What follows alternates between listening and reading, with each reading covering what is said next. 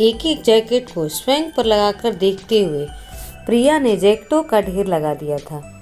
Salesman के माथे पर पसीने की बूंदें चुचवा उठी थी।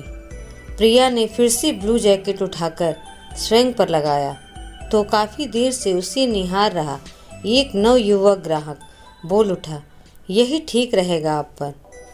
प्रिया ने अचकचाकर उसे रख दिया और सेल्समैन को मैरून जैकेट पैक करने को कहा। इसके बाद वह तेजी से सामने वाली दुकान में घुस गई, लेकिन उसकी नज़रें पीछे दुकान पर ही टिकी थी। जैसे ही वह नवयुवक मोटरसाइकिल पर रवाना हुआ, प्रिया तुरंत फिर से दुकान में घुसी। यह रख लीजिए, मुझे वह ब्लू वाली ही चाहिए। प्रिया दुकानदार से नज़रें नहीं मिला पा रही थी। वहाँ से कार सीधी एक जूस वाले के पास ही रुकी। कौन कौन सा जूस मिलेगा? प्रिया ने पूछा। Pineapple, orange, Apple.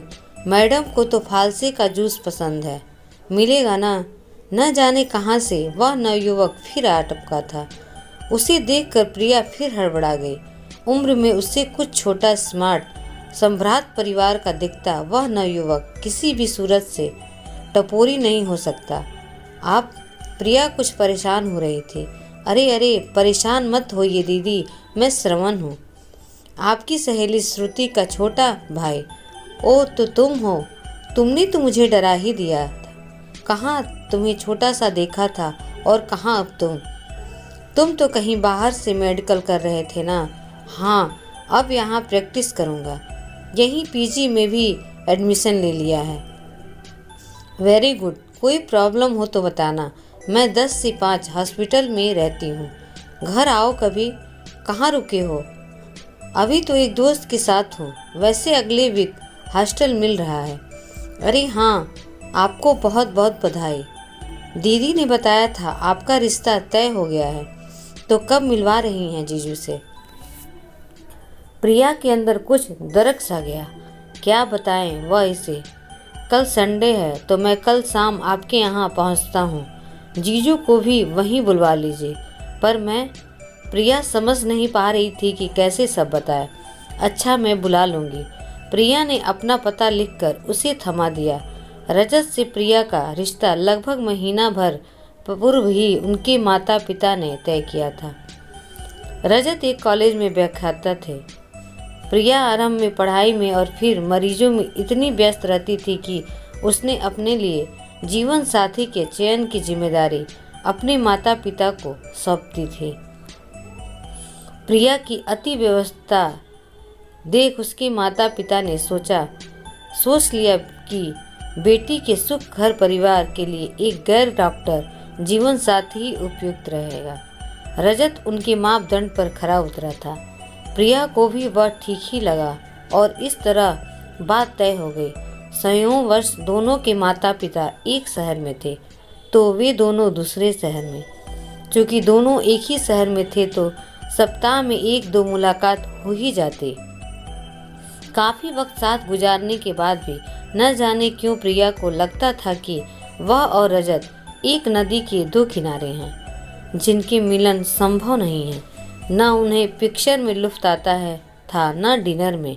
घड़ियां देखते इधर उधर के औपचारिक वार्तालाप में समय गुजारते वे अलग हो जाते।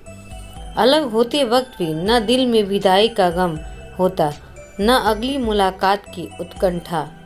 वह रजत में प्यार तो क्या एक दोस्त भी नहीं खोज पा रही थी।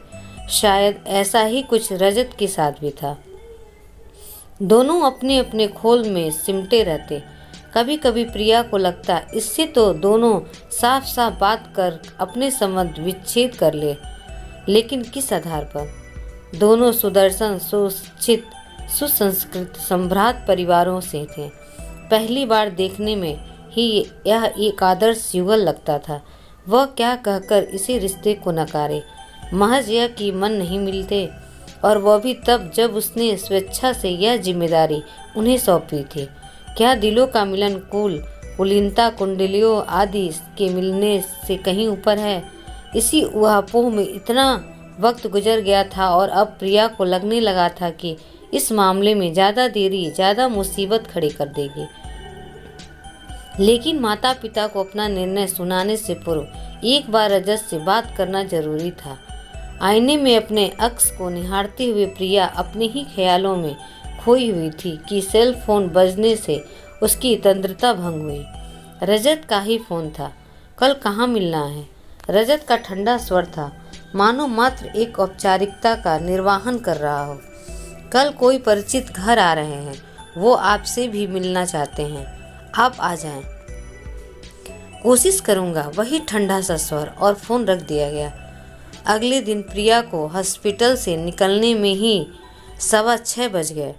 घर पहुंची तो श्रवण बाहर इंतजार कर रहा था। I am so sorry. ताला खोलते हुए प्रिया ने पश्चाताप भरे स्वर में कहा, इट्स ओके दीदी, डॉक्टर हूँ, आपकी प्रॉब्लम समझता हूँ। पहली बार एहसास हुआ कि एक ही प्रोफेशन वाले एक दूसरे की समस्या कितनी आसानी से समझते हैं।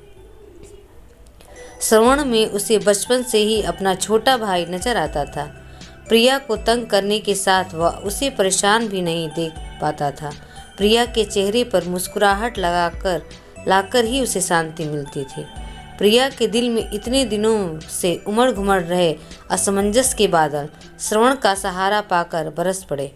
श्रवण देर तक उसे ढांढस बांधता रहा। रजत की आने की आहट पाकर दोनों संभल गए। प्रिया ने फटाफट काफ़ी तैयारी की। उसे बड़ा अपराध बोध महसूस हो रहा था। पहली बार रजत और श्रवण उसके घर आए थे और वह व्यस्तता के मारे कुछ भी नहीं बना पा रही थी। होटल का खाना तो वे हमेशा ही खाते हैं, आज वह अपने हाथों से उन्हें कुछ बनाकर खिलाना चाहती थी। प्यार न सही पर इतना वक्त साथ गुजारने के बाद एक अव्यक्त सा आश्चर्य तो पैदा हो ही गया था। श्रवण मोबाइल पर बात करते हुए बालकनी में चला गया। सॉरी दीदी, एक एक्सीडेंट केस आ गया है, मुझे जाना होगा, कहते हुए श्रवण चला गया बना। प्रिया चाह कर भी उसे नहीं रोक सकी। मुझे बहुत बुरा लग रहा है, मैं कुछ भी नहीं बना पाई, अभी मैं बिरयानी तैयार कर लेती हूँ। प्रिया रसोई में घुसी तो रजत भी पीछे पीछे चला आया। वह सब्जियां काटने में उसकी मदद करने लगा। जिस तरह उसके हाथ चल रहे थे, लग रहा था उसे रसोई के कामों का काफ़ी अभ्यास है। प्रिया ने जब यह बात कही तो वह मुस्कुरा दिया। अब अकेला रहता हूँ तो खाना खुद ही बनाता हूँ, वैसे भी रसोई में कुछ न कुछ प्रयोग करते रहना मेरी हॉबी है। ओह सच, यह तो मेरी भी हॉबी है। होटल आदि का खाना मुझे जरा भी पसंद नहीं है। कहते हुए प्रिया ने अपनी जीभ काट ली। शायद कुछ गलत बोल गई थी। पहले क्यों नहीं बताया? मैं इतने दिनों तक बेकार ही तुम्हें नए नए होटल में ले जा रहा था। आई एम सॉरी, मैं समझी थी शायद आपको इन महंगी होटल में खाना पसंद होगा। वाह, क्या महक आ रही है बिरयानी से, मेरे तो पेट में चूहे कूदने लगे हैं। आप चलिए टेबल पर, मैं थोड़े पापड़ भून लाती हूँ। अरे, तुम्हें कैसे पता चला कि मुझे बिरयानी संग पापड़ पसंद है? क्योंकि यह मेरी पसंद है, प्रिया ने हंसते हुए कहा। दोनों ने जमकर बिरयानी का लुत्फ उठाया। स्वादिष्ट खाने के साथ चटपटी बातें भी चलती रही। कुछ मीठा मिलेगा? खाना खत्म करते हुए रजत ने इच्छा जाहिर की। प्रिया ने फ्रिज खोला, आइसक्रीम और केक रखा था। उसने चटपट फायर एंड आइस डेजर्ट तैयार कर डाला। वाह, आज जैसे खाने का मज़ा जिंदगी में पहले कभी नहीं आया। अरे वाह, तो बहुत सुहाना मौसम हो रहा है। खिड़की से झांकते हुए रजत चहका। चलो टेरेस पर चलते हैं। प्रिया रजत का हाथ थामकर टेरेस पर ले गई। चांदनी छटा बिखरी हुई थी और मंद मंद ब्याह चल रही थी। गमलों में गुलाबों की खुशबू फिजा में नशा सा घोल रही थी। दोनों देर तक बैठे बातें करते रहे। वातावरण की अनौपचारिकता में दोनों के बीच की औपचारिकता जाने कहाँ घुलकर गायब हो गई थी। बचपन की, परिवार, कॉलेज, यार दोस्तों की, अपनी पसंद नापसंद की अनंत बातें जो खत्म होने का नाम ही नहीं ले रही थी। आज न तो उन्हें घड़ी देखनी पड़ रही थी और न ही शब्द खोजने पड़ रहे थे। बेमन से विदा लेते वक्त भी दोनों के दिलों में यही एक सवाल था, क्या अब अगली मुलाकात के लिए अगले संडे का इंतजार करना पड़ेगा? मधुर पलों की स्मृतियाँ ही इतनी मधुर होती हैं कि उनकी याद में ही अच्छा खासा समय निकल जाता है। उस मधुर दिन की याद में दोनों ने 3 दिन गुजार दिए। गुरुवार को प्रिया हॉस्पिटल से लौट रही थी तो एक अनजान कॉल आया। कोई सज्जन अपनी पत्नी की तबीयत बेहद खराब बताते हुए उससे घर देखने आने का आग्रह कर रहे थे। मैं घर नहीं जाती। प्रिया के स्पष्ट शब्दों में इनकार के बावजूद उन सज्जन का अनुरोध जारी रहा। दर्द बहुत ज्यादा था। बाहर बारिश भी हो रही है, ऐसे में उसे कैसे लेकर आऊं? मेरा पता 4A11 सिविल लाइन है। प्लीज। सिविल लाइन अगले ही मोड़ पर थी। प्रिया एक पल झिझकी पर फिर गाड़ी उधर मोड़ ली। काफी तलाश करने पर भी बताए गए पते का मकान नहीं मिला। बारिश बहुत तेज हो गई थी, ड्राइव करना संभव नहीं था। अचानक प्रिया को ध्यान आया, रजत भी तो यहीं कहीं रहता है। उसने तुरंत फोन लगाया। हाय प्रिया, तुम्हें ही मिस कर रहा था। तुमसे मिलने को बहुत मन कर रहा है। कब मिलोगी? अभी। मैं यहाँ सिविल लाइंस के मोड़ पर ही हूँ। क्या तुम मुझे लेने आ सकते हो? हाँ, मैं बस अभी आया। प्रिया काफी भीग चुकी थी और लगातार छींके आ रही थी। रजत ने उसे अपनी लुंगी और कुर्ता निकाल कर दिया। प्रिया चेंज करके आई तब वह गरम कॉफी तैयार कर चुका था। खुले गिले बालों में आती प्रिया को वह ठगा सा निहारता रह गया। प्रिया ने शर्माकर नजरें झुका ली। वैसे मन ही मन रजत का इस तरह ताकना उसे बेहद अच्छा लग रहा था। इतनी बारिश में यहाँ काफी पीते हुए रजत ने पूछा। प्रिया ने सारी बात बता दी। पता नहीं किसने मेरे साथ इतना भद्दा मजाक किया है। वह परेशान हो उठी। जिसने भी किया है मैं तो उसे धन्यवाद ही दूंगा। रजत का मंतव्य समझ परेशानी में भी प्रिया की हंसी फूट पड़ी। तुम हंसती हुई कितनी खूबसूरत लगती हो। प्रिया के दिल में गुदगुदी सी होने लगी। उसे अपना बदन तपता हुआ महसूस हो रहा था। पिछली मुलाकात में रजत उसे एक आत्मीय दोस्त तो आज एक प्रगाढ़ प्रेमी नजर आ रहा था। रजत अब भी अपलक उसे ही देखे जा रहा था। गर्माती सांसों को काबू में करने का प्रयास करते हुए प्रिया ने पास पड़ी नोटबुक उठा ली और पन्ने पलटने लगी।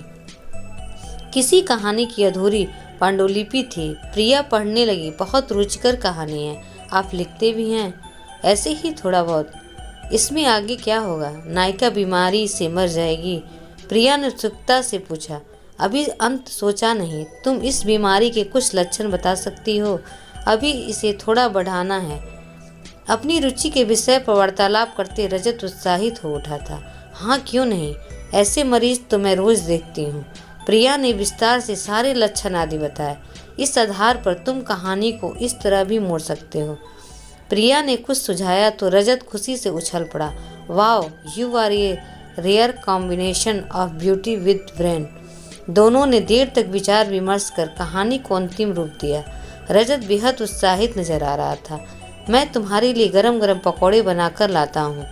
रजत के सुव्यवस्थित साफ घर को निहारती और प्रभावित होती हुई प्रिया भी रसोई में पहुंच गई और अधिकारपूर्वक रजत को एक तरफ कर पकौड़े तलने लगी। रजत ने पहला गरम पकौड़ा प्रिया के मुंह में रख दिया। वो गरम करके चिल्लाई तो रजत ने घबराकर उसकी मुंह से आधा लटका पकौड़ा खींचकर अपने मुंह में रख लिया। दोनों बेसाख्ता हंस पड़े। एक दूसरे को खिलखिलाते उन्हें देख कोई सोच भी नहीं सकता था कि यह वही युगल है जो पहले जमाइयाँ लेते हुए किसी तरह साथ साथ वक्त गुजारा था। अंत में रजत ने स्पेशल तुलसी अदरक वाली चाय बनाई और दोनों अपने अपने कप लेकर बैठक में आ गए। प्रिया, इन 2 मुलाकातों में मैंने तुम्हें जितना जाना और समझा है उसके बाद से मैं तुम्हें बेहद प्यार करने लगा हूँ। झूठ नहीं कहूँगा, इससे पूर्व शायद मैं प्यार शब्द का मर्म ही नहीं जानता था, या शायद मैंने ऐसा कुछ कभी महसूस ही नहीं किया था। हाँ रजत, मैं भी ऐसा ही कुछ महसूस कर रही हूँ। तुम आप नहीं, तुम ही कहो। तुम मुझे बेहद अपने लगते हो।